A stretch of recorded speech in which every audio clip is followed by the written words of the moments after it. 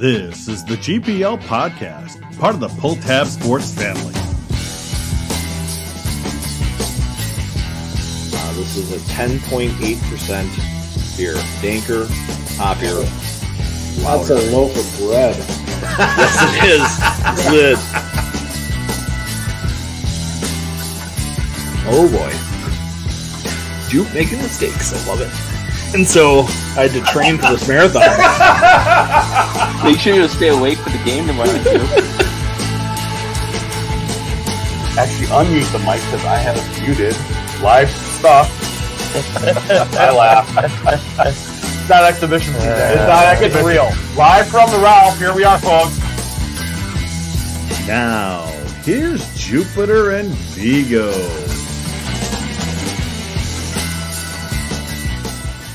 Good evening and welcome to the GPL Podcast, episode number 246.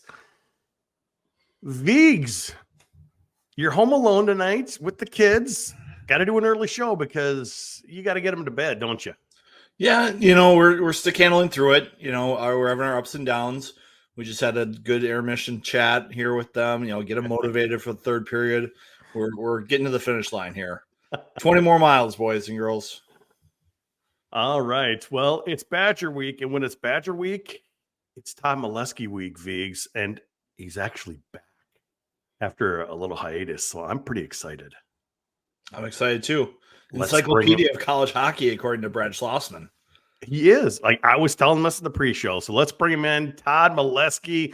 Todd, you're back. I am back, and I am so excited to be on the show because it means I'm back doing college hockey.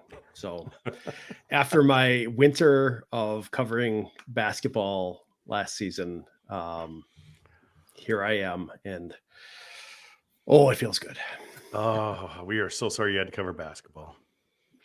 I learned a lot in a couple months covering basketball. That's not such a bad thing. And the thing is, you're a little closer too. Basketball travel stinks. Oh, really? Covering a basketball team is hard because there are weeks they're playing Wednesday in Maryland, Saturday in Nebraska. And I got home on Thursday, unpacked my bag, repacked my bag, and got ready to go Friday because that was, no, don't need to do that anymore. Thank you. No. Well, like Vigs said, you're the encyclopedia according to Mr. Schlossman, right, Vigs? That's right. And, if there's any questions about records between two historic teams like Minnesota, Wisconsin, I found out there's actually a little bit of a controversy over how many games Minnesota and North Dakota have played because Minnesota counts the ones where North Dakota was a club team. North Dakota does not because they lost them all. And so there can be little controversies in college hockey like that. We're just glad to have Todd around to be able to help us with this stuff. Because glad I have a purpose in life. We had you on in the fall, didn't we? I think so. Yeah, because I was still. It's been like a year. Hockey related when the first series happened last year. Well, minus the Frozen Four because you were covering. Oh, that's right. For a different institution at the Frozen Four when you joined us live in Tampa, which was obviously not a great ending for Minnesota, but as a whole week, a great week. Let's get right into it, guys. Vigs split up in Grand Forks. You and I were up there, and we had a great time. But I mean, just not even talking about hockey, we had a great time, great people, great food. It was a pretty good weekend for us and for the boys. Yeah, I wasn't sure what to expect. It was my first trip up to the Forks, and I've heard lots of stories about things, and the fans welcomed us in pretty nicely. There's some fun little jabs from people around the arena and things like that, but overall, great experience. That rink is definitely a bucket list rink for a college hockey fan. The entire town gets up for a weekend like Minnesota, North Dakota, and just the energy everywhere you go just gets you up for the game. And I can only imagine what it's like for the players. And, you spend that whole Friday getting to game time, and the Gophers delivered. I thought they played a really solid game. Their forecheck was super aggressive. I thought North Dakota's defensemen were little surprised at the speed and pressure they were under, and Minnesota just chipped away, and come away with the big 4-0 win. Big win Friday. Saturday, we expected much more from North Dakota, and that's exactly what we got, Vigs. More from North Dakota, and as typically what's been happening recently in the series, it was a split. Yeah, North Dakota, of course, college hockey, if you lose on the Friday night, you come out Saturday a little more motivated. And Minnesota was kind of their own worst enemy on Saturday. They took, or were called, as Bob is saying this week, they were called for 4 trips and 2 boarding penalties, which put them shorthanded a lot against North Dakota. And while North Dakota had a great power play last year, it wasn't necessarily clicking against Minnesota. They went 0 for 10 on the power play over the weekend. I wasn't super impressed with how they looked. They looked pretty stationary on Friday. On Saturday, they tried to get more pucks to the net. Cameron Berg was planted out front of Justin Close, trying to redirect tips and things like that. And the goals that North Dakota ended up getting on Saturday was, a redirection and a shot into the feet. And I thought that's what North Dakota needed to do to solve Justin Close. He was pretty calm all weekend. So there was that pressure. But I think the weekend caught up to Minnesota in the third period. The defensemen logged tons of minutes, especially the top 4, top 5. Mm-hmm. With Max Rudd getting dinged up in the first period of Saturday's game, that stressed them even more. And we're taking all those penalties. You end up spending a lot of time in your own zone. And it was a tough performance for Minnesota. But hey, if you can get a split on the road at North Dakota, that's probably okay. Todd, what happened with the Badgers last weekend? So, Vigs, when you were talking about how when you win on the road the first night of a series, you expect a pretty good pushback that second night.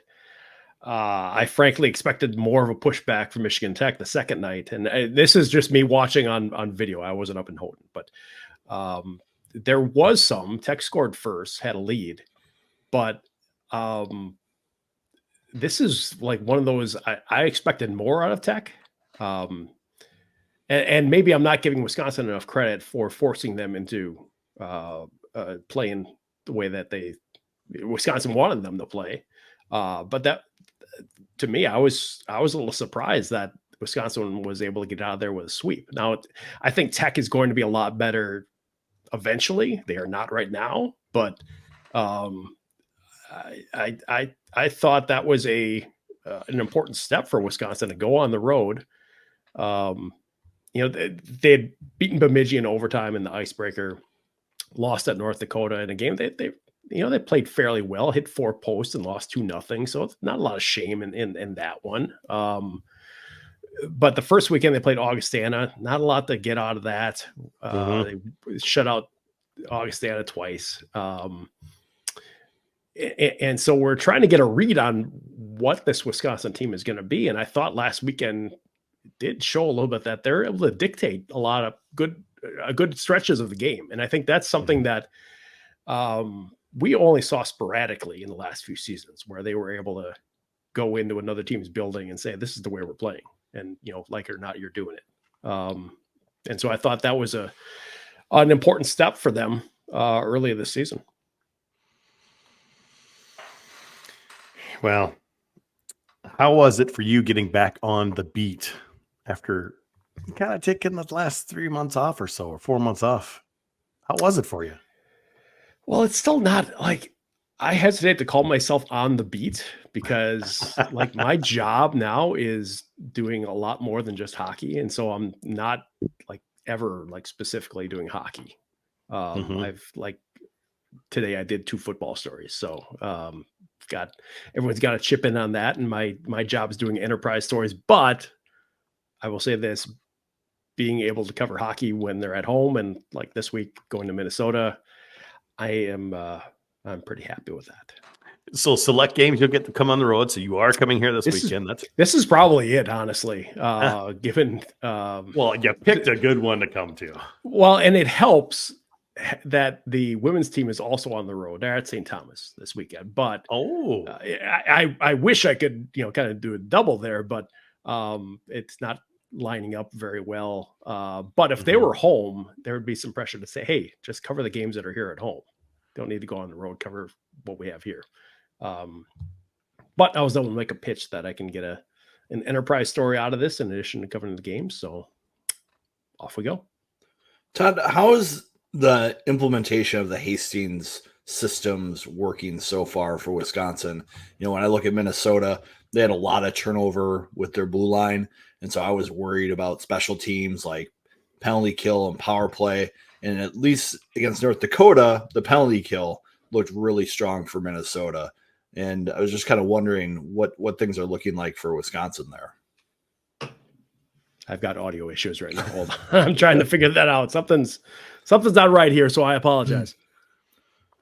Well, just talking about that, Jupe, Steve Miller, Killer, does a lot of the penalty kill work for Minnesota. And I think they're starting to find some things that work really well for them. Putting Jackson Nelson out there for the opening face-off of a penalty kill. It seemed like on Friday he at least dominated the dot in every key situation he needed to win a draw. And then Bob brought up something interesting today, that North Dakota had 20 power play zone entries. Minnesota broke up 15 of them. And so I think when your penalty kill can do things like that, it's going to make them really effective. Can you hear us now, Todd? I'm back now. Sorry about that. Bluetooth for the loss. Why don't you go ahead, Viggs, and kind of repeat what you talked about? You're talking about kind of just things coming together for Wisconsin. Yeah, just, special teams with coaching staffs is sometimes where they can put their biggest fingerprint on their teams. And Minnesota had a lot of turnover on their blue line. So I was talking about how their penalty kill has really shined early in the season. What are things looking like for Wisconsin? Well, they've struggled on the power play. They did score a couple last week and in a pretty big spot against Tech. But the first 2 weeks were, and Mike Hasting was pretty open about this, were a struggle. Zone entries weren't good. Passes weren't connecting. It just seemed like there was a few different pages out there that players were on.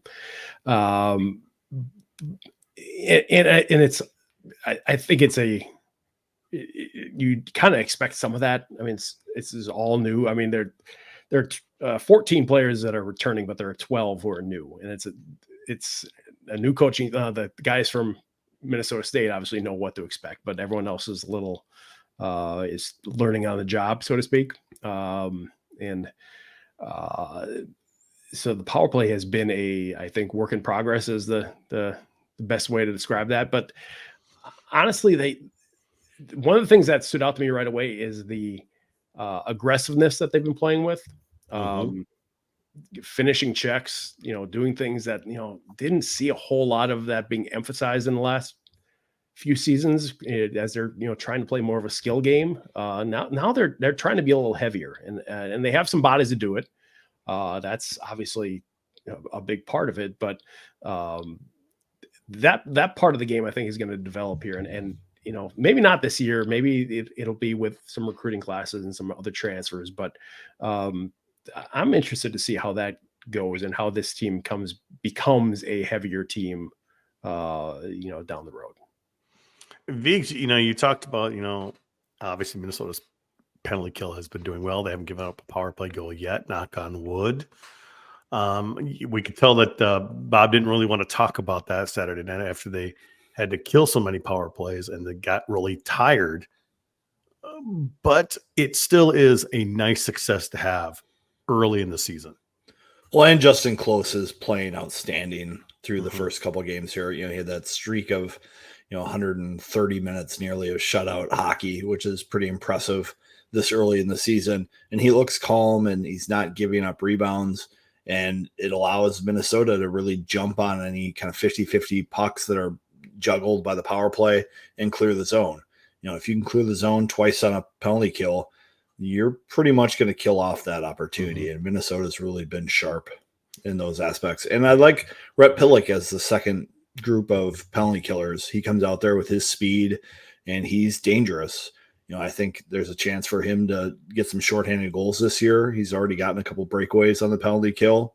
And I think Bob is also trying to figure out if he can put Oliver Moore on the penalty kill, because if you had Moore and Pitlick killing penalties, that's a lot of speed. Yes. And Moscow is looking at the bench during the game against North Dakota and seeing Jimmy Snuggerud and Oliver Moore sitting a lot, too much. And so he's Mhm. got to figure out ways to get those guys involved in the game more. And Pitlick, yes, he hasn't scored yet, but yes, on the penalty kill and even on his forecheck, he has been causing havoc out there. Yeah, very much so. I think with Minnesota probably getting Mason Nevers back this weekend, that probably helps the forward lines a little bit for Minnesota. Yes. And maybe Pitlick can have a little more success because it's been a little just like flash, but not as consistent. All right, Vigs, we need to talk about one of our sponsors here, Unreal. Has to see they jumped on board this year with us.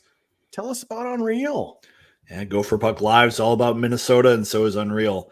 This company was started in 2013 by Minnesota entrepreneur Michael E. Jordan, who had $300 in his bank account and is growing a brand looking to leave a legacy here.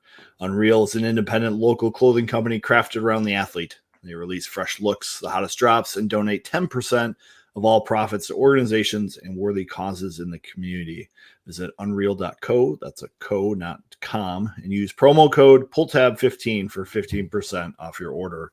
When we were up in Grand Forks, we saw some pretty cool Unreal gear out there being worn by the Fighting Hawks fans. So I was impressed. We did see some cool stuff, and we're hoping we'll get some Gopher stuff like that. But also, it's not just Unreal. Duke Cannon, I noticed we were both using hair products this weekend. Well, you got to have, your hair be a weapon for you. And as part of the Pull Tab Sports family, we feel like we have to have elite hockey hair, right? And one weapon in your hair care arsenal should be Duke Cannon's men's grooming products. They're also a Minnesota company that makes hardworking products for hardworking men, whether it's serious flow styling putty, adding some structure to your game, or news anchor thick hair to increase some volume. Visit DukeCannon.com, Target, or even your local hardware store for products to make your hair a weapon. And Viggs, I gotta say, let me press the right button here. At the hotel room this weekend, Viggs will show me the proper way to use a good Duke Cannon product. Yeah, with the putty, you just need like a little pea size. Yeah. Get that rubbed in with your Mr. Miyagi hands and then put it in place. So it's essential.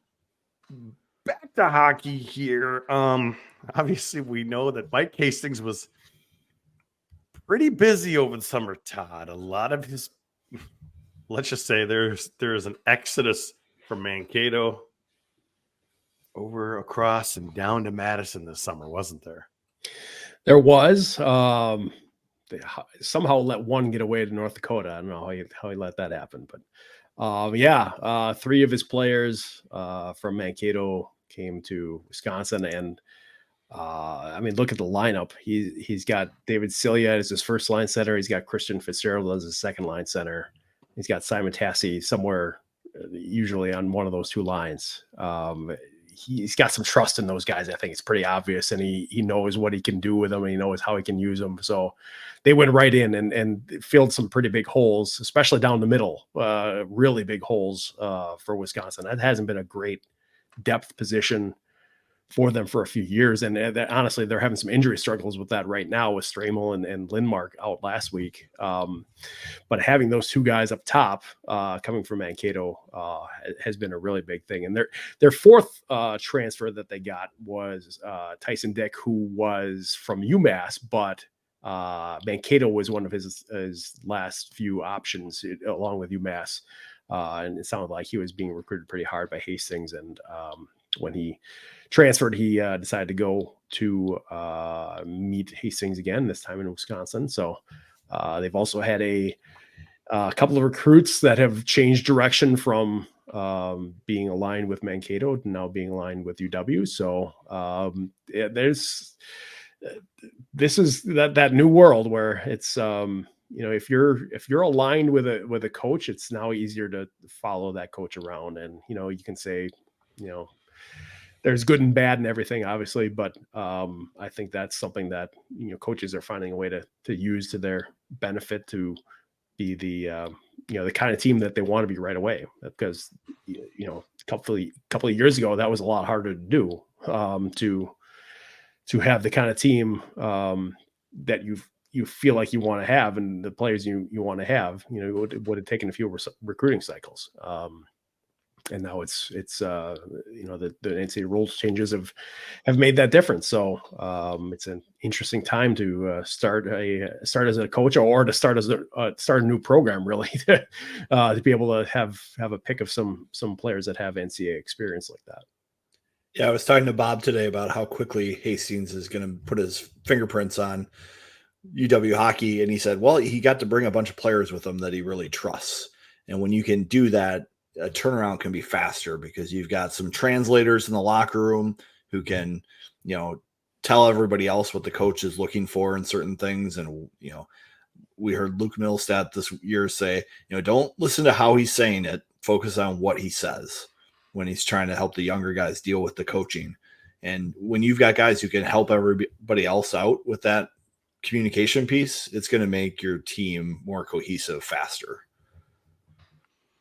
All right. I see Tim Hapke's got a question here. Has Todd heard how the Wisconsin players are doing with NIL? What are you hearing about NIL over there? Nothing huge from what I've been able to hear. And it's not, and this is the kind of thing, the way I see it is when it's a big one, they kind of tend to, it, right? It's out there. They're putting themselves out there. They're being paid to do something and you're going to see it. So we haven't seen a lot of them, which to me says that if it's anything, it's on the smaller side right now. I think like everyone that has a collective at their school, there are some opportunities there to be paid for some appearances. And a lot of things are kind of going in that direction, but I haven't heard of any, sponsorship kind of deals on the men's side. On the women's side, yes. Carolyn Harvey has a deal with Bauer, which is an interesting one because Wisconsin is a CCM school, and the NIL rules are that you can't represent a competing entity, and so she has to, I think, put tape over the Bauer on her skates if she's wearing Bauer skates, and otherwise can't really endorse anything while she's playing for Wisconsin on the Bauer side. That has to be a national team thing. Isn't that interesting though, because we've heard over the years, with Minnesota's a CCM team when it comes to sticks or whatever it may be, and if a player wants to use his own, he can. And it kind of messes up. It can actually mess up money for the U because it's a lot cheaper if every player uses the same stuff. So there's some little differences at the University of Minnesota. Yeah, there have been a couple players who've gone away from like the Nike Bauer stuff. I went CCM earlier, and it was a bigger issue back then. And now I think Bob is more of a CCM guy, and a lot of the players like CCM more because the stick turnaround is faster. The customization stuff is easier for them to do. And so the customer service is better with CCM than it was for Nike Bauer. But the U has been pretty open to guys doing whatever they want. Guys wear CCMs, they wear Bauers, they wear true hockey skates. So I haven't seen any issues. It's probably just the endorsement issue with the team. I do remember Logan Cooley and Matthew Nyes were CCM athletes last year. They were sponsored by CCM. So something Minnesota players have done as well. Todd, how has the players that remained at Wisconsin, how have they adjusted to Mike Hasting's new systems and just a whole new deal after having a completely different coach? Yeah, I mean, good question. I think it's like with anything, there are different levels there. I think there are some people that, bring it on. I'm bought in. I'll do what you want. And there's some people that might have to be kind of brought along a little bit more, or things have to be reinforced a few times. I mean, and I'll be honest, the two guys I was looking at were Charlie Strabel and Cruz Lucius. They want to play a pretty free flowing kind of game. I mean, maybe Lucius, especially, I think, maybe a little less Strabel. He obviously can bang bodies and play a more physical style too. So I was interested to see how they would, kind of come along this season. And part of the thing that I haven't been able to really assess things on is that I've only seen them in person 2 games. Practices are closed here now, so we don't get to see anything. We saw them one day on media day for like 70 minutes. And so this is Mike Hastings. He and I talked. We had a conversation about this because I said, look, I just want to know what's the reason behind that.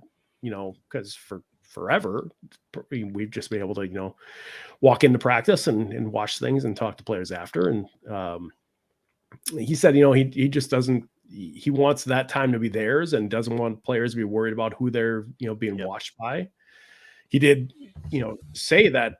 He understands that's not the way it is where these guys want to go in the pros, but at this level right now, this is how he operates. And so I respect that. I can't say I like it because it changes my opportunities to kind of get to learn a little bit more about players. But so that's why it's been, hard to really get a read on some of that. But I think Lucius, when I've seen him, he's playing well. He got a couple goals against Bemidji. He had a couple points last weekend. Stramel, like I mentioned, is injured. I don't know what his final status is going to be for this weekend, but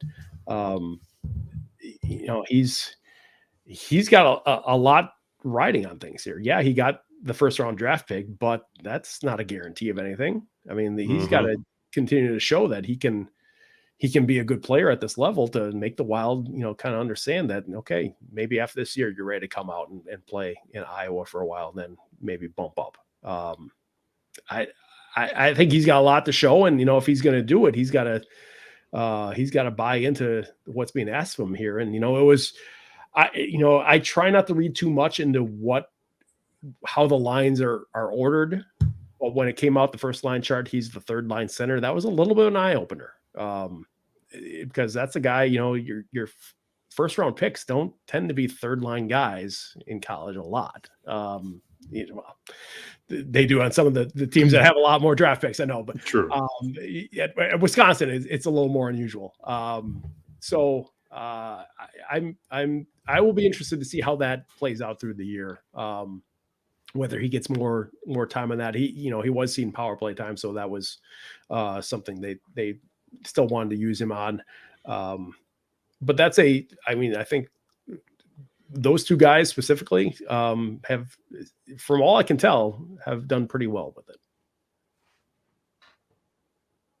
Sorry, just my phone just blew up on me. I hate it when it does that. Viggs, we need to talk about another one of our sponsors first here before we go any further. And next up is Ferda. I know you really like those guys. Yeah, I like Ferda because they're a local group that really supports local products. When you're out fundraising for your association or for whatever you have going on, when you can pick Joe Mama Salsa, Von Hansen's Pretzel Snacks, and Croy Valley Barbecue Rubs and Sauces, you're getting stuff that's high quality. You're not overpaying for stuff and getting stuff you don't want. So visit FerdaFundraisers.com to ignite your fundraising. Ferda boys, Ferda girls, Ferda community, Ferda fundraisers. Definitely Ferda fundraisers. Fun stuff, Viggs. Love having them on board. And of course, we've also got one more that we're not forgetting here. Of course, it's our favorite Chill Boys. Hi, I'm Kevin. I've been part of the ball crew at numerous tennis events for years. They say I'm an excellent ball handler. It's my job to get loose balls where they're supposed to be, to make the players comfortable, so they can focus on the task at hand, winning. Which is why I recommend Chill Boys life-changing bamboo boxers and boxer briefs. Chill Boys, comfort where it counts. Definitely comfort where it counts, Viggs. And of course, we got to talk about with them. They've got a promo code with Pull Tab Sports. Just use Pull Tab 15 for 15% off their order. I know I wore my Chill Boys all weekend up in Grand Forks. It's a nice cooling sensation when you're traveling, you're on the road, you got these hot hotels. It's nice to stay cool where it counts. It is nice to stay cool where it counts. I like how you word that, Viggs. All right, let's bring Todd back in. Okay. Badger's coming to town, Viggs. It's Badger weekend. Of course, I got to put up, we've got the fun videos people love to put up. You got you putting on a video. I always get the popcorn box. Oh, wait. Skunk plus popcorn box equals Bucky Badger. I always love doing that one. What are some of your favorite things that happened during Badger Week, Vigs? Well, I mean, other than Todd coming on our show, I really like the fans. I like that the fans come out for this one. If you look at some of the highest attended games, it's Wisconsin, Minnesota. A lot of people have maybe not seen the best of the rivalry the last decade. Well, Wisconsin's got a new coach, and so I think that rivalry is going to heat up back up again. But I just love all the sayings that Wally has. Take that, you stinking Badgers. That's a fun one. He gets into it as well in the broadcast. So can't wait for another one this weekend. Oh, it's going to be fun. Todd, besides the podcast, Of course. what are some of your favorite things about this series? I think it's kind of how it draws everyone up another level. I mean, I think you guys probably saw that last week too with North Dakota, right? Everyone was a little more interested in that. The players were a little more engaged in some of that. As much as people want to downplay it and say, well, it's another game. No, it's not another game. It's Wisconsin and Minnesota, and that's touching on what Vig said. It means more when they're both good, and it means it's a little bit more. There's just more to it. I think back to that the COVID year Big Ten championship game, which is a shame that no one could be at that, and that it was neutral ice and all those kind of things. But Wisconsin and Minnesota should be playing for championships, and those games should mean something. And that to me is I think what you want to see out of this series is you want to see these games matter. And I think we're getting to a point again, maybe, I don't know if it's going to be this weekend. I don't know if it's going to be this season, but I think these games are going to matter a lot. Yeah, I think one of the things that's been frustrating the last decade has been Wisconsin has always been too far below Minnesota to really keep up. The talent wasn't there. The competitiveness wasn't there, and some of the games would just kind of lose their steam, by the third period of Saturday. There just wasn't enough in the matchup to make it compelling a whole weekend. So I think Hastings is going to re-energize that. And, he's got some guys that came with him from Minnesota State Mankato, and they want to make their mark because they've probably got some bad memories with the Gophers too. And so I think that could make this weekend really interesting to see how it goes. They did pretty well against the Gophers, though, didn't they? They did, but it's a bigger stage now. True. Big Ten, there's a little more in it. I'm sure the accommodations are a little nicer for the Badgers now. I'm sure the travel's a little nicer, a little easier. I saw that they came in today to Mariucci and they were getting their skate in. I didn't get to watch it though because they wanted the rink closed at 5:00 for the practice. So I just saw them playing sewer ball. We have been snipers practice. In case. Yeah, we got to see practice in Grand Forks, Vigs, so that was kind of nice. Yeah, I got to find out that Connor Kurth doesn't do a game day skate. I was like, oh my gosh, what's he not doing out there? He doesn't do game day skates, I guess so. I was wondering if we could even talk about that. All right, here's a question. Is Todd doing his Facebook recaps this year? I think I caught your first one, Todd, because I was on there saying, welcome back. I appreciated that. Yeah. The timing might be a little bit off, but yes, for games that I'm at, I'm planning on doing that. It always feels a little disingenuous if I'm not at a game to do a Facebook thing. That makes sense. Yeah. Yeah. But planning on that for this weekend's games. It's going to be a little later. 8:00 starts are going to make them later anyway, but I also have another story to kick out before I can get around to that. So, might be a little on the late side, but we'll have late night with Todd. Ooh, I like that late night with Todd. Vigs, Minnesota coming off a 2-1 loss at North Dakota. I think they still feel pretty good for the weekend. A revamped Badgers coming into town. What's number one on your priority list this weekend? Is it more penalty kills? Is it power play? What do you want to see come together? I want to see what line Rhett Pitlick ends up on this weekend and see if he can't make more of an impact on the score sheet. I think he's primed to click right now with the way he's playing and his effort level. And I just think it's going to be important for his confidence to get a puck in the net. I think he's one of those players that maybe gets a little too much into deferring on the ice when he's not doing well. I think if he can get a little more confidence, that's going to make this lineup deeper. Because when I looked at the Gopher forwards at the start of the year, I'm like, there's probably 10 guys who can have double-digit goals.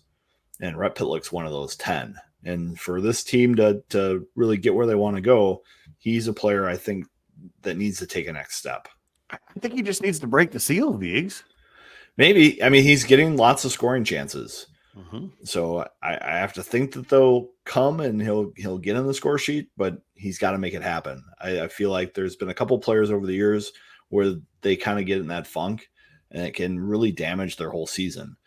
I think Connor Kurth last year kind of got into that mode of passing and not being aggressive and scoring. There's a year Jackson Nelson had the same kind of thing happen to him. And, it can impact you long-term if you think about it too much. Whereas Lamb's Exploding has now equaled his total of all of last season in goals. Yeah, he looks really good on that first line with Snuggerud and Moore. Of course, I think anybody would, but they're still. pretty dangerous. Yeah, it helps. You can put someone there and it doesn't work, and then you got to change it up. But if you put them together and they're productive, they're going to stick together. And Bob said last week that he thinks he'll be juggling lines more this year than he has in the past. Okay. We haven't seen a ton of that. He'll have to obviously juggle them with Mason Evers coming back in, but we'll see what happens. And we still think Kestner's going to be out. We think so. He looked a lot better today than he did Friday when we saw the pregame skate. I thought he was still kind of adjusting to, the recovery from his injury and all that. He looked fine today. He was doing puck retrievals with Ben Gordon and looking very smooth and no ill effects. Now, strange question for someone who doesn't know. Would he skate with a knee brace in a game? Yep. He would. Okay. I'm not sure how that all works. Yeah. Sometimes, like in football, if your brace is exposed, they'll have to wrap it and things like that. But not an issue in hockey. Yeah, it was cool. I got to hold his brace after one of those games. I think it was after the Friday game. I'm just going to say it's super light. It's the technology is really great for especially for student athletes. Yeah, but he looks ready to go. So I think they're just holding him out a week to maybe be protective of him and just give him some extra time. So when you're playing at home, you can control the matchups a little bit better. You can. You definitely can. All right, Todd, what do you want to see from the Badgers side coming into this weekend? Same kind of deal. You want to see more? You want to see some power play coming here? Well, before we get to that, I want to say I think the Pitlick and Brodzinski families have combined to score about 38 goals against the Badgers in their career. So that I think something we all need to be cognizant of going in this weekend. But I'm interested to see how Kyle McClellan does in this environment. I remember it not going very well for him last year. And I would like to see whether this is a Kyle McClellan, what we've seen from him so far this season is the kind of goalie that the Badgers are going to have this season, because going into the year, Mike Hastings wasn't like overly glowing about anything he was getting out of his goalies in practice, at least from what he told us. Going into the first game, he had said, no one's really stepped up to take the number one job. Well, and then McClellan gets 2 shutouts the first weekend, and he kind of hasn't really said that since then. But I think now we're getting into another level of difficulty here for once we jump into the Big Ten and you're playing a number one team on the road in an environment that has not been very friendly to you in the past. Those are the kind of things that I would like to see how that turns out this weekend. He's only one guy. He can only do so much, but sometimes those, the lights get pretty bright and they, and their new lights too. I've heard that. Yeah, right. Thank goodness, because I think did they bring those old lights over from the old Mariucci, or anyway, It's a little different. You have to get used to it. I've heard, but yeah, that so how McClellan does is one thing. I discipline has been a focus for Hastings, both in terms of they took too many penalties the first couple weeks, and also in some blown assignments in the D zone. And so those are things that are going to, blow up on you at Mariucci if you give up too many chances like that. Both, give the Gophers too many power plays and give them too many, odd man rushes or anything like that. So we've seen that a lot in the past from, Wisconsin side has given up quite a few of those and ended up in the back of their net. So that's a couple of the keys, I think, for them this week. Another question, and this is probably for you, Viggs, from Steve Larson. What's up with Max Rude? We know he went out on Saturday. Is he back? Is he skating? What's going on? Yeah, he picked up a knock in the first period Saturday at Grand Forks, and they held him out. And today was his first day back skating a little bit. And Bob was a little hesitant to say much about him other than he's day-to-day after today's skate.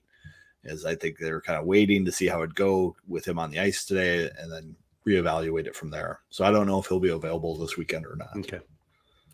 Let's go out here, guys. Predictions. Todd, what is your prediction this weekend? All right. You guys know I'm a numbers guy, right? I have this. You? No. Yeah, right. Hard to believe. I looked things up. Badgers playing number 1 teams. Oh, boy. Against teams not named Minnesota, 11-15-3. Against teams named Minnesota, 7-6. I am calling split just because I think this is the continuation of something that's building. It's not there. It's not gonna be there for a while, the way that they fully want it to be. But I feel like they can get in there and get something. Maybe it's not even a win. Maybe it's an overtime win or a shootout win or something like that. It's not a full thing, but I feel like they, what they showed me at North Dakota is that they can keep these games close. They can be right in there with really good teams. And seeing that, the gap between North Dakota and Minnesota from last weekend, well, at least what I heard, the gap between North Dakota and Minnesota isn't huge. So they're going to be in those same kind of games this week. So that's maybe I'm foolishly optimistic from the Wisconsin side there, saying they can go into a number 1 team and get a game, but I think it's possible. All right, Viggs. I already see Mote. Someone better call sweep. Well, I thought last week was maybe something fun, was which team is more likely to sweep, because I thought North Dakota was the team that was more likely to sweep Minnesota last week than the Gophers sweeping them. And the Gophers actually really impressed me last weekend with how they played. I wasn't sure how they would do in that environment of the rivalry on the road with all the freshman defensemen. But Sam Renzel is just continuing to get better, and he got a lot better at North Dakota and is more confident, making less mistakes. And when you've got a defenseman like that that can play big minutes and play him that well, it bodes really well for Minnesota. And after seeing that kind of output, I think Minnesota is going to sweep this weekend against Wisconsin, because that was the big question mark for me. It was how quickly does he transition to college hockey being a top 4 guy?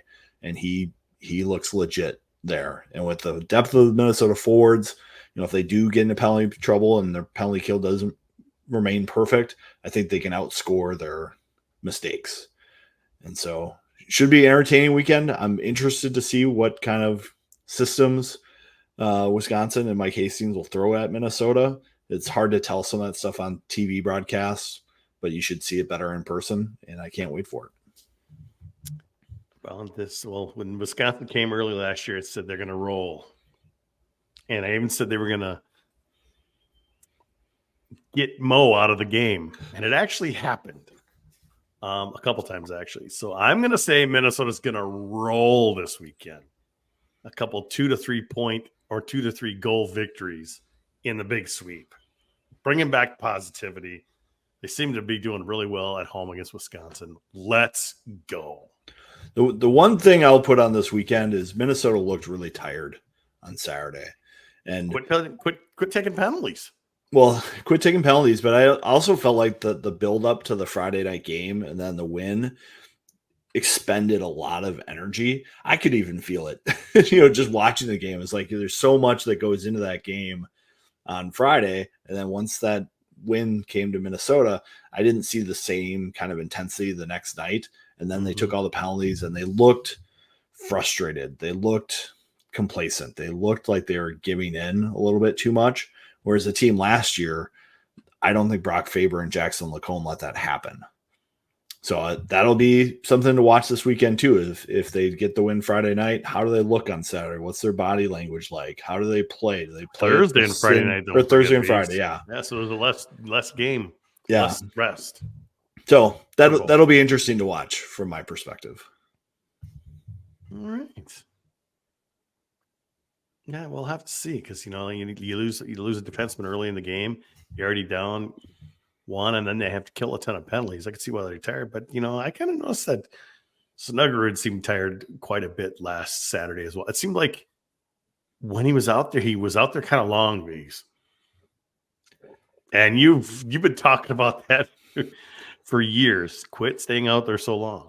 Yeah, it was interesting. Jimmy Clark spoke to the media today, and he really gets it. He talked about how when you're playing a depth role on a team, your job is to get momentum. You need to get pucks deep, and you need to get off the ice at the right time so that the line coming on for you can just pick up the pace right there and keep the momentum. And I think when you have your star players start to chase offense and stay out there too long, it gets really hard to connect shifts.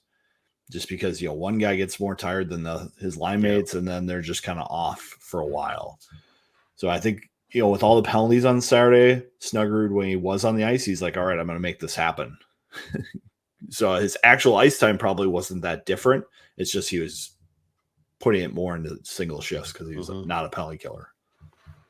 So what are you working on for the newspaper right now, Todd? What's coming out tomorrow, hopefully? Well, tomorrow actually is a football story for me about. Okay, well, we'll hear that too. Yeah, this the first time that the the NBC Saturday Night crew is coming to Madison this week, and so I talked to them this week. A little bit about how Saturday night games are still kind of special, even though we've had them for years, and everyone gets up for that. But I am working on something about whenever Wisconsin gets around to downsizing the Kohl Center to closer to NHL size, what can it look like? And I think we're going to get a look at it this weekend. Some of the changes you can do, not easy, not cheap, but you can do it. And this is something that has been on Mike Hasting's mind since the day he took over here earlier this year. And he did it at Mankato Viggs too. Yep. I think it puts you at a disadvantage when you don't have the NHL style sheet. The transitions back and forth, the speed of the game, special teams, they're all different, as we're seeing with Minnesota. Well, I mean, if you have a team that can play to the Olympic size and that's your rink, and you can do that on your home rink, you can be incredible at home, but you still have to play half your games on something else. So right. And not to say that Wisconsin has really ever been great on the Olympic size. I mean, even going back to when they went to that in the 90s, I don't really ever feel like they absorb that style ever. But I believe Minnesota's got a winning record at the Kohl Center, don't they? Or it's just slightly above. If not, yeah. So Minnesota's always done well on the big ice there because it's 97 wide, isn't it? So, it would be nice if they could fix that because, as the fans know, if you're on the sides, if you're in the upper deck, a couple rows in, you're not seeing the near boards. Now, it's not going to solve the end problems because it's the same problem on the ends, but maybe they could solve some of the problems on the side. No, Jude, that third deck thing is not such a problem anymore because there aren't people sitting.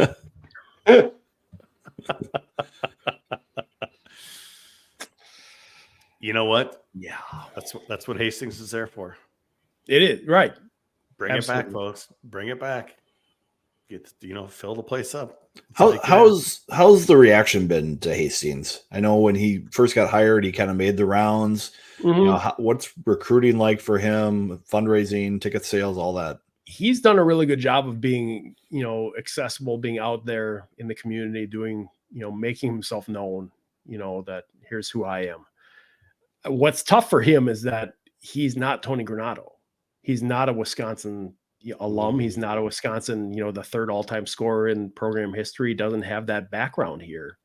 So, when Tony came in, everyone knew him, so there was that excitement was built in. It's like, here we go. This is going to be back up and running in a few years. And I think a lot of us, believe that. And it just didn't materialize to it for a long-term perspective to happen that way.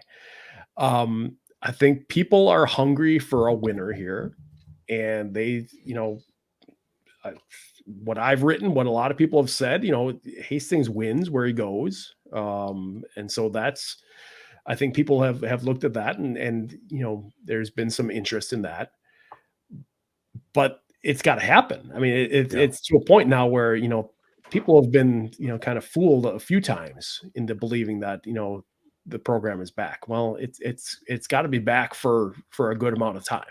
And you got to prove it over, weeks and months and years. So the fans are, it's going to be tough to bring them back now. It's, we saw it can happen. It happened in Minneapolis. That's a different crowd, different environment, different, state, in terms of where hockey ranks. But I think if they can start, getting people back and making it an exciting draw, something where, I talked to one guy this week. He bought season tickets for 2 seasons ago. For the first time for the Saturday night package, went to 7 of the 10 games. He said he thinks he sold 3 of them. They went 0-7 in those games. And he needless to say, did not renew his season tickets. And that's just one of those, examples of, this was it was in a bad place, and it has to get better. It's not there yet. The season ticket numbers are not great. They're not better, but winning is the one thing that can cure some of that, and that's where they need to go. I mean, they've tried all sorts of things, promos, nights, fun nights at the Kohl Center. They're celebrating their 75th season this season, so they've got a few fun things planned that way, but the thing that was really, told me things were in a bad place a couple of years ago is they had a night honoring Bob Johnson, and they had 5,000 rally towels to give out, or something to give out. Oh no! And they still had 1,000 of them or whatever left to give away the next night. And that was like, Bob Johnson. You can't get a crowd out to honor Bob Johnson. It was 20 years after he passed away, I think it was. And that was a moment for me that said, like, this is in real trouble. Yeah, I think Granato was a pretty good coach, but what he never really was able to do was build a roster and a pipeline and manage it effectively. The only success he really had is when he had Cole Caulfield. It's just like manna from heaven. Well, and think about that though. The first year he had Caulfield, Keandre Miller, Turcotte, Holloway, all these, and Turcotte's not in the NHL, but the rest of them are. That team finished last in the Big Ten.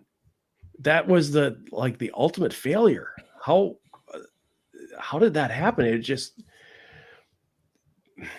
I still struggle with that. Like, it's not the best players; it's the right players, right? And I think that was right. That was it. There was too many guys that thought they were first line players, and there's one puck to go around, right? So there's usually 2 power play groups max, and one of them usually gets the start, right? And you can say that Caulfield, Turcotte, Holloway, they were all freshmen that year and probably were a little immature. how Turcotte had injury problems. He had concussion issues throughout the year. And so that season never really went well for him. You were talking before about guys staying on the ice too long. That was Caulfield his first year. He dialed that back a second year eventually, after I think that was kind of coached into him that you don't need to be out there for 2.5 minutes. But yeah, that was one of those, like, how did this go in this direction? And they won the Big Ten the next year, but that was, turned out to be the ultimate exception to everything else, I think. And it's tough because Tony Granato is a extraordinarily good person. And I think anyone who knows him well will tell you that. I had someone email me that I don't know if it was man or woman, but their mother is up there in years and took care of some players while Tony was playing here in the 80s, and he still visits her now. Just because he's that good of a person. It just didn't work out as a coach here and as a coach at a college level. I'm glad he's doing TV stuff. He's doing Blackhawks TV games in the studio, and he's got NHL Network stuff going on. I don't know what the future is there, but I'm glad he's got that stuff going on. Well, welcome back to college hockey. Thank you. Seriously, we're glad to have you back, and thank you for coming on the show again. I think you're the record holder of the amount of times you've been on this podcast. So I am now you can keep building it. humbled. You and Caponegri are still competing. I am caught up a little bit last year. He did, yeah. But I did get the postseason one, so that was the early season postseason. That helped your numbers. You did it for your numbers. Well, thanks for coming on the show. Like I said, we're really great to have you back. That's going to do it for this episode of the GPL podcast. Obviously, we thank Todd for coming on the show. We'll be back next week at our normal time of 9:30 p.m. and we're going to have Marissa Voss. Sorry about that. On the show with us. For those of you staying and watching live, we'll have a little bit of overtime coming up next. For the rest of you, we'll catch you next week on the GPL podcast.